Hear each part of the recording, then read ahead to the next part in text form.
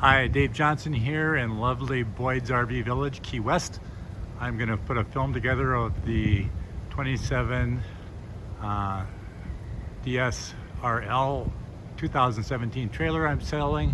Going to do a little bit of just condition, but also how things work on the trailer. Going to start with the front with the hitch. There's two things on the control panel here. The left button makes it go up and down. The right button turns on this little light here and those lights over there.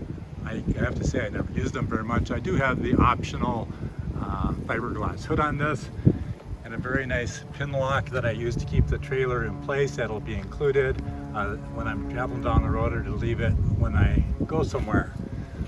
I am not including that drill, but I will include the socket, and that's how I make these outriggers go up and down with a drill up and down. Got to be careful at the very end not to slam it into the top or it might over center.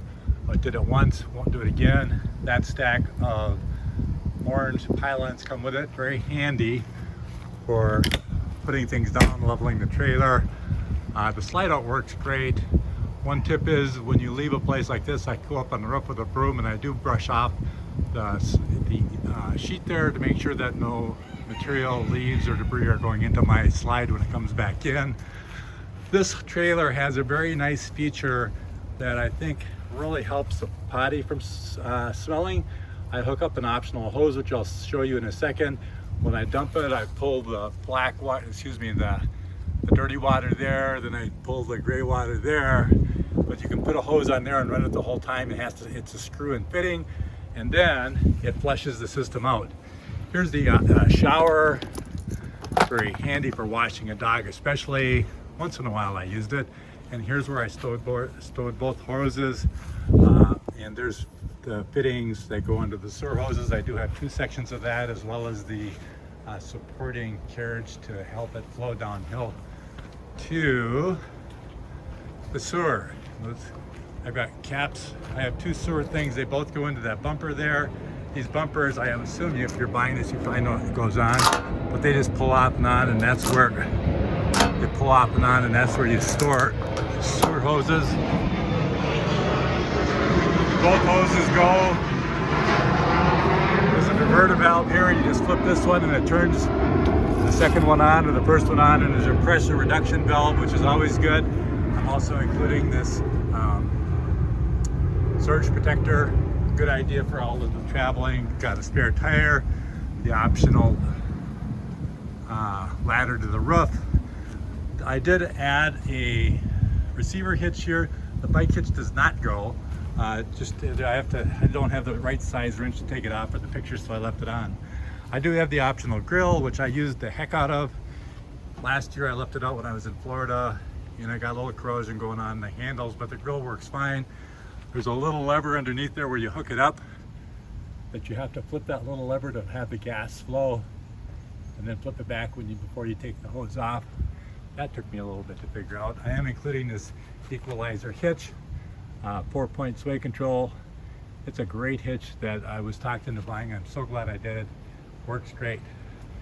Here's the freshwater fill if you want to carry on board water. Here are the outside electrical receptacles. I was shaving the other day, so that was out. Hook up the cable TV. And then here, sorry, but I gotta move that camera. Sorry about that. Here's the option. There's a refrigerator, optional refrigerator. I use it as an overflow for beverages. It's always on. There is not a temperature control. That's right where I store the grill and the hose.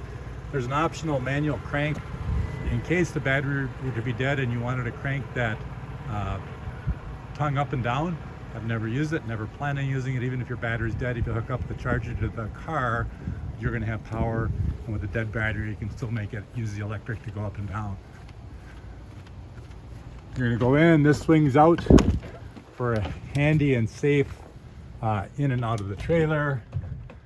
Coming into the trailer, here's the control panel right here. I have to say that the gray water and black water filters are not working, never have worked, like they don't work in so many RVs.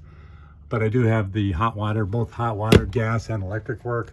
The awning works. I have it out in the pictures. It just takes 10 seconds to put it out.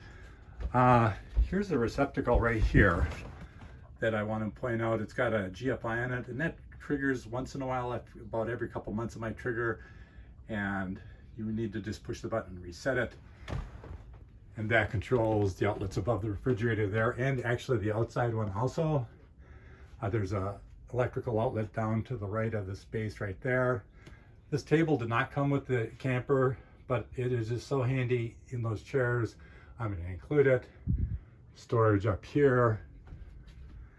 This folds out into a bed, and it's pretty comfortable if you're not over 6 feet tall. We've got the bedding and pillows stored below that right now. These are recliners, and these, I forget what they call this package with this material, but it was very nice material. It's very comfortable. It's not the pleather. If you've read about RVs, pleather is fake leather, and after 2 or 3 years it comes apart. This is 5 years old, and it looks great. It looks almost like new. One of the options we have, the major option in my mind, is we got rid of the booth and got this chair, these chairs with it. Very comfortable chairs. There's a little storage underneath each chair, but we don't use it. It's not a really strong base underneath it. One interesting thing, they have the ability to strap those down. There's a hook on the floor, and there's a strap on each chair. We've never used it, and the chairs never bounce around. When you pull the slide in, that chair there needs to be swung around 90 degrees counterclockwise. You need to be really careful when you go by that little thing there, because where the curtain is, there's a piece of plastic in there, and that part of the chair will hit it. I never broke it, kind of hard to believe, but you just got to be a little careful swinging it around. And I'd hate to have you learn the first time you did it that, oh my gosh, you got to be careful when you swing that chair around. Then when the slide comes in, this is another nice thing about this thing. It goes to about where the bathroom door is. The reality is you can use the dining set and use the refrigerator stove. If you have onboard water, use the water. So when you're pulled at a wayside rest, it's still a fully functional trailer. The system here, it's got a CD player, AM, FM radio. There's a Bluetooth with it. A little tricky to hook up the Bluetooth. And once in a great while, about once a year, the thing gets funky, and there's a way to reset it. You just push a paper clip into the little hole on it, resets it, comes back, works great again. There's directions on how to do that all with the manual that's included. I do have the fuses, the 3 sets of fuses that are key to this. And there's the fuse box as well as circuit breakers right below the stove there. That square thing to the, I'll actually open it up. Right there. The air conditioning works. Here's a control for the furnace. Air conditioning, you can put it on automatic, leave the fan on. I turned the air conditioner off for this video, but I have had it on all day. Refrigerator works great. It's either on electric or gas. Right now I've got it on auto. It is running on electric. The green light tells you that. If you put it to the right, it goes on to gas. That's how I always travel down the road, is with gas. There's a lot of comments whether you can or can't do that. I've done it for 5 years. I always cool my refrigerator down a day early, and it works great. It takes a long time to cool them down. And one more little trick that I didn't learn till later was, if you store these things, you can push this little thing like that, and it keeps the refrigerator from closed. So if you do winter storage, you don't get a moldy refrigerator. It's always good to store refrigerators with those open. Really no tricks to the microwave, it works. If you want to set the timer, you hit the time cook, and then you set the time. Or if you hit any one of the first 6 buttons, it'll give you that many minutes. If you hit the 2, you get 2 minutes of microwave. There's a receptacle up there, which is nice for coffee pots if you got a lot longer thing. Into the bathroom, pretty self-explanatory. These clothes are really nice. This is just a great shower. I'm 6'1". The ceiling clearance on this thing is 6'9". I've got plenty of room up above it. And then there's this little rubber thing here that you throw around there for transport. No secrets to the bathroom. Here, really, the toilet's a porcelain toilet. My sales guy who sold me this, every time we walk through, he says, "No, it's got a porcelain toilet." Little step flush thing here. And what I always do when I clean it, I always fill up my wastebasket, which is outside. I'll show you. It's just a wastebasket. I didn't get it set in here. I always dump about 2/3 of the wastebasket down when I'm flushing the toilet, give it an extra flush, and then I keep that hose outside running that whole time. You got to make sure you leave that valve open to the black water dump when you're running that hose, or you'll pressurize it and blow your system up. Pretty common sense, but I dump it down. Then I use chemicals, the blue pouring chemical style thing, and I've never had a smelly toilet. Got an exhaust fan up there. That switch to the left controls the exhaust fan. You got to crank this thing up a little bit, open up the vent for the air to go out. Then it's a really nice storage closet here. We are living in this trailer till the 24th of February, and so we're stocked and going. There's my bed. That's the matching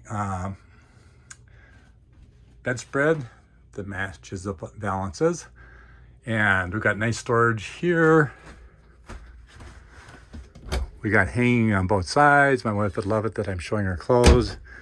There was a receptacle right there, including USB 1 ports. And there's another receptacle on the other side of the bed, but no USB 1 ports. There's a television hook here, but I've never hooked up the television in here. We just leave it where it's at in the main room. And I think that's it for my walkthrough, quick walkthrough. Everything works well. I guess I would highlight it with, I've got this warranty that's good through June 8th or 9th. It's a platinum thing. I'm gonna put pictures on it. It's transferable. They'll come out and fix it at your site. If you're traveling, they'll give you a discount if you bring it to a dealer, but everything on the trailer works except those black and gray water measures of how full they are. It's easy to tell if your gray water fills up, the sink all of a sudden stops going down, and you just go pull a lever and it's down. In the toilet, you can look down the hole and see if you're getting full or not. So I'd be happy to go through the winterization process with you if you're going to be a snowbirder. That little panel comes out down there, and it's really easy. You can get right to the valves that shut off the water. The hot water, you got to bypass the hot water tank and run antifreeze in, and there's a little hose and a bypass in their main water pump that allow you to do that. So it's a really easy thing to do. I'll give you that lesson if you are going to need to winterize this. That's it for now. Any questions? Get a hold of me.